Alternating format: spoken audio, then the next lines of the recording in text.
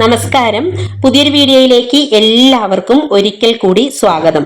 ഇന്ന് പറയാൻ പോകുന്നത് ഒരുപാട് ചെടികളെ കുറിച്ചും അതുപോലെ തന്നെ മരങ്ങളെ കുറിച്ചും നമ്മുടെ ചുറ്റുപാടിനെ കുറിച്ചും നമ്മുടെ ചുറ്റുപാടിൽ നടാൻ പറ്റുന്ന രീതിയിലുള്ള ചെടികളെ കുറിച്ചും ഒക്കെ ഒരുപാട് വീഡിയോകൾ ചെയ്തിട്ടുണ്ട്.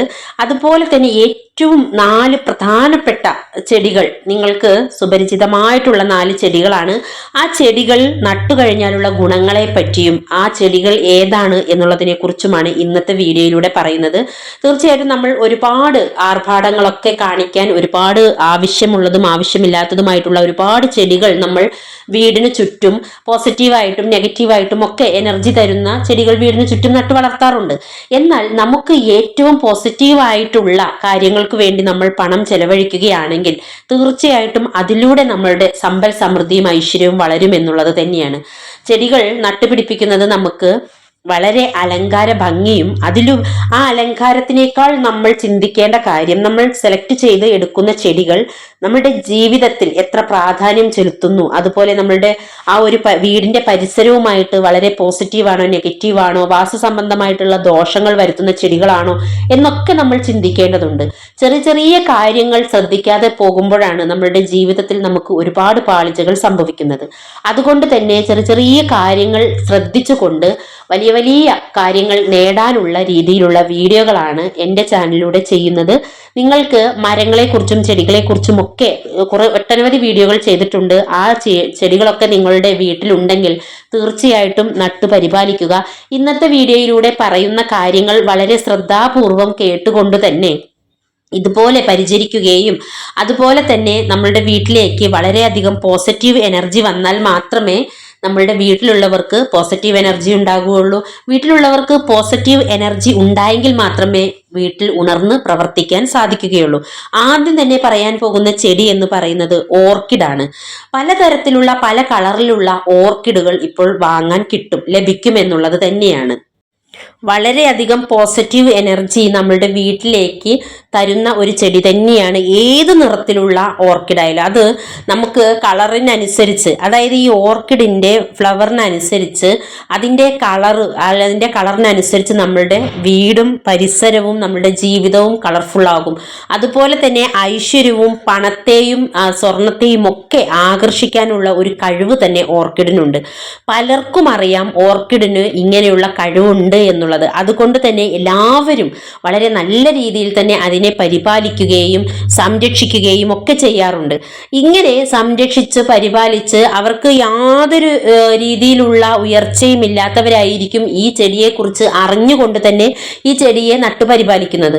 അതിലൂടെ അവർക്ക് ഒരുപാട് സമ്പൽ സമൃദ്ധിയും ഒരുപാട് അവസരങ്ങളും ആ അവസരങ്ങളിലൂടെ അവർക്ക് ഒരുപാട് ധനം അതുപോലെ സ്വർണം ഒക്കെ വന്നു ചേരാനുള്ള ഉണ്ടാകും, മാർഗം തെളിയുമെന്നുള്ളതാണ്.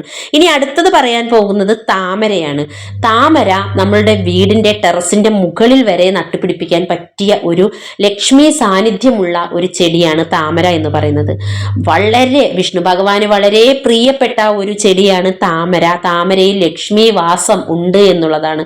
അപ്പോൾ ഇത്രയും പോസിറ്റീവായിട്ടുള്ള ഈ ഒരു ചെടി നമ്മളുടെ വീടിന്റെ മുറ്റത്തോ അല്ലെങ്കിൽ ടെറസിന്റെ മുകളിലോ അല്ലെങ്കിൽ വീടിനകത്തോ ഒക്കെ നമുക്ക് സൂര്യപ്രകാശം എവിടെ തട്ടുന്നുവോ അവിടെയൊക്കെ നമുക്ക് നട്ടു വളർത്താൻ പറ്റിയ ഈശ്വര ചൈതന്യമുള്ള ദേവി കടാക്ഷമുള്ള ഒരു ചെടിയാണ് താമര എന്ന് പറയുന്നത്.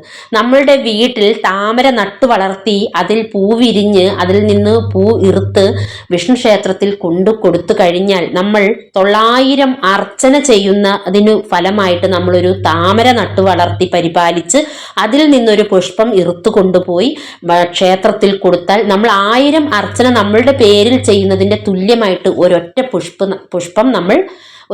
താമര പുഷ്പം നമ്മൾ ഭഗവാന്റെ കാൽക്കൽ സമർപ്പിച്ചാൽ മതി. അതിന് ആ ഒരു ഫലം അത്രയും പുണ്യമാണ് എന്നാണ് പറയുന്നത്. അപ്പോൾ നിങ്ങൾ ആലോചിച്ച് നോക്കൂ, നമ്മൾ 900 അർച്ചന എഴുതി നമ്മൾ ചെയ്യുന്നതിന് പകരമായിട്ട് നമ്മൾ നട്ടുപരിപാലിച്ച ഒരു താമരപ്പൂ വിരിയിച്ചെടുത്ത് ഭഗവാന് സമർപ്പിക്കുമ്പോൾ കിട്ടുന്ന ആ ഒരു പുണ്യം, അതുപോലെ തന്നെ നമ്മൾ അത്രയും നാള് ആ ഒരു താമര ചെടി പരിപാലിക്കുമ്പോൾ കിട്ടുന്ന അതേ അനുഗ്രഹം തന്നെ, ലക്ഷ്മി സാന്നിധ്യം തന്നെ നിങ്ങളുടെ വീട്ടിൽ, ലക്ഷ്മി ചൈതന്യം തന്നെ, എല്ലാ അനുഗ്രഹങ്ങളും നിങ്ങളുടെ വീട്ടിൽ ഉണ്ടാകുമെന്നുള്ളതാണ്. ഇനി അടുത്തതായിട്ട് പറയാൻ പോകുന്നത് തുളസിച്ചെടിയാണ്.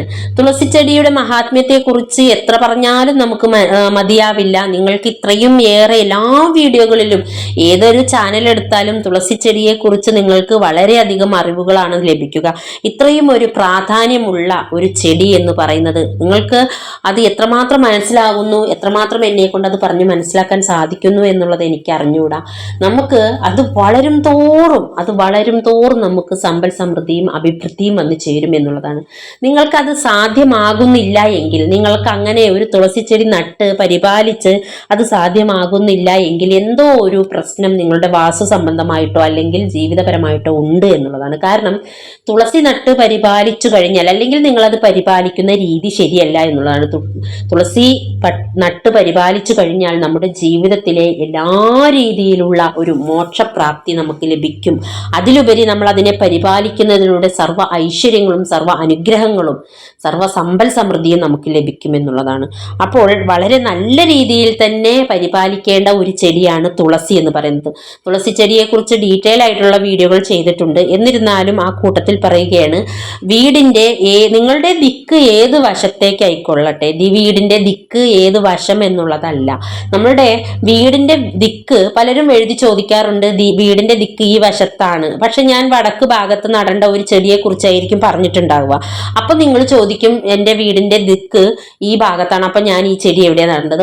ഞാൻ പറയുന്ന ആ ദിശ തന്നെയായിരിക്കും അതിന്റെ കറക്റ്റ് ആയിട്ടുള്ള ദിശ എന്ന് പറയുന്നത് വടക്ക് ഭാഗം തന്നെയാണ്. നിങ്ങളുടെ വീട് ഇരിക്കുന്നത് ഏത് ഭാഗത്തേക്ക് എന്നുള്ളതല്ല, നടുന്ന ചെടിയുടെ ദിക്ക് ഏത് ഭാഗത്തുള്ളത് ആണ് എന്നാണ് പ്രസക്തമായ ഒരു ഭാഗം അതാണ്. അപ്പോൾ ആ ഒരു ദിക്ക് നോക്കി, അതുകൊണ്ട് നിങ്ങളുടെ വീട് ഏത് രീതിയിലായിക്കൊള്ളട്ടെ, തുളസി ചെടി നിങ്ങളുടെ വീടിന്റെ ഫ്രണ്ട് ഭാഗത്ത് നട്ടുപിടിപ്പിക്കുക. വളരെ പോസിറ്റീവ് എനർജി നിങ്ങളുടെ വീടിനകത്തേക്ക് പ്രസരിച്ചു കൊണ്ടേയിരിക്കും എന്നുള്ളതാണ്. അപ്പോൾ ആ ഒരു കാര്യം മറന്നു പോകാതെ തുളസി ചെടിയെ നല്ല രീതിയിൽ തന്നെ ട്രീറ്റ് ചെയ്യുക.